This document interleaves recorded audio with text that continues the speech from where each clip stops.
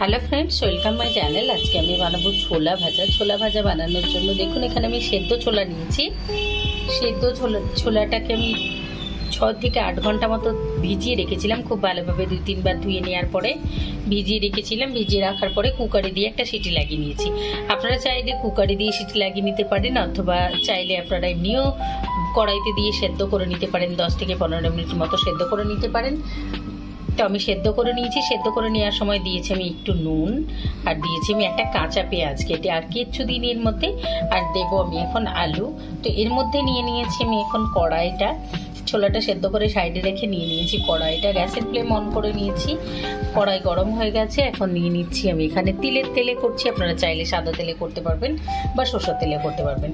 আমি একটুখানি হেলদি করার জন্য তিলের তেল নিয়ে করছি। তো তিলের তেলটা দিয়ে দিয়েছি। এখন তেলটা গরম হলে এর মধ্যে দিয়ে দেবো আমি একটা তেজপাতা টুকরো করে রেখেছি, আর একটু চিলি ফ্লেক্স দিলাম আমি, হাফ টিস্পুন মতো চিলি ফ্লেক্স। এখন এর মধ্যে দিয়ে দেবো আমি কুচনো কাঁচা লঙ্কা, আর দিয়ে দিচ্ছি আমি পেঁয়াজ। 1 টেবিল স্পুন মতো পেঁয়াজ দিলাম আমি, কারণ সেদ্ধ করার সময় ছোলার মধ্যে আমি 2 টেবিল স্পুন মতো পেঁয়াজ কুচিয়ে দিয়েছিলাম। তো পেঁয়াজটা একটু লাল করে ভেজে নিই।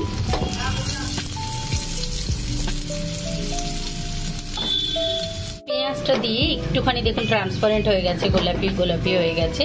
গ্যাসের ফ্লেমটা আমি মিডিয়াম লো রেখেছি। এখন এর মধ্যে দিয়ে দেবো আমি আলুটা।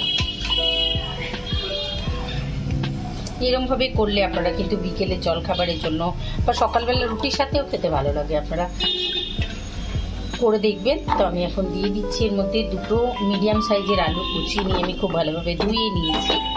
দিয়ে দিলাম এর মধ্যে, নিয়ে এটাকে আমি এখন ভেজে নেব।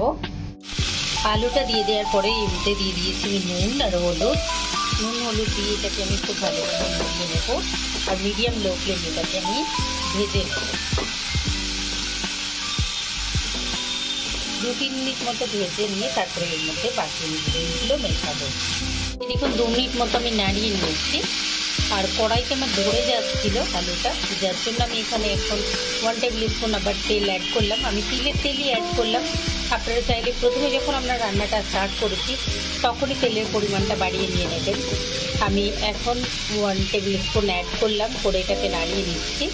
আলুটা সেদ্ধ হওয়া পর্যন্ত আমরা এটাকে ভেজে নেব, আর মিডিয়াম লো ফ্লেমেই ভেজে নেব আমি এটাকে।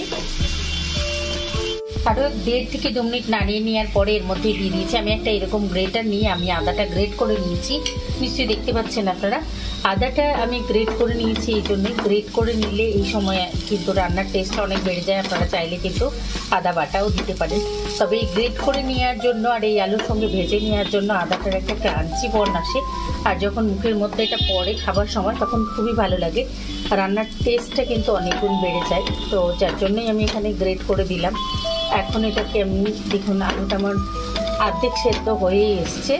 এটা চন্দ্রমুখী আলু, যার জন্য খুব তাড়াতাড়ি সেদ্ধ হয়ে যায়। আর 5 থেকে 6 মিনিট মতো আমরা রান্না করে নিয়েছি অলরেডি আলুটা। এখন এর মধ্যে আমি সেদ্ধ ছোলা ভাজাটা মেলাবো, সেদ্ধ ছোলাটা মেলাবো। নিয়ে নিচ্ছি আমি সেদ্ধ ছোলাটা, সেটা আমি নিয়ে নিয়েছি। ছোলা সেদ্ধটার মধ্যে আমার একদম বেশি পরিমাণে জল দিই আমি, যার জন্য জল ছিল না। আপনাদের যদি জল থেকে যায় তাহলে সেই জলটাও অ্যাড করে দিতে পারেন। আমি এখন এই ছোলার সেদ্ধটা দিয়ে নিচে নেড়ে নেব, আর দিয়ে দেবো এর মধ্যে জিরে গুঁড়ো, ধনে গুঁড়ো। দেখুন সমস্ত গুঁড়ো মশলাগুলো দেওয়ার পরে আমি এটাকে নাড়িয়ে নিয়েছি 1 থেকে 1.5 মিনিট মতো। আরও এটাকে 1 থেকে 1.5 মিনিট মতো আমি নাড়িয়ে নেব।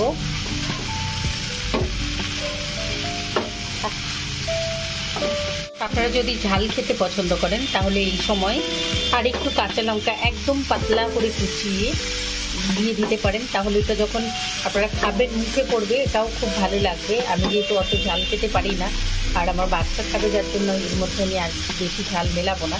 এটাকে আমি এরকমভাবে নাড়িয়ে নাড়িয়ে আরও 2 মিনিট রান্না করে নেব।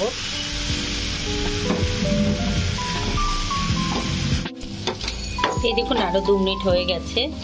আমি এটাকে নাড়িয়ে নিচ্ছি। এটা পুরোপুরি সেদ্ধ হয়ে গেছে, আলুগুলো এখন নাড়ালে ভেঙে যাচ্ছে। তো আমি এখন এটাকে অফ করে দেবো। অফ করে দিয়ে এটাকে আমরা সার্ভ করব। এই দেখুন 5 মিনিট হয়ে গেছে, আমি গ্যাসের ফ্লেম অফ করে দিয়েছি। এটাকে তুলে এখন আমি সার্ভ করব। তো তার আগে আমি আপনাদের দেখিয়ে দিই, আমি যে বললাম তিলের তেল দিয়ে রান্না করলাম, দেখুন এই যে তিলনাট এই ব্র্যান্ডের তেলটাই আমি নিয়েছি। এই তেলটা আলাদা করে চেনার কিছু উপায় নেই, সাদা তেলের থেকে যে আলাদা রকম কিছু রয়েছে তা নয়, কোনো ফ্লেভার নেই, কিছু নেই, একদম রাইস ব্র্যান্ডের যে তেল আমি ইউজ করি সেই তেলের মতোই।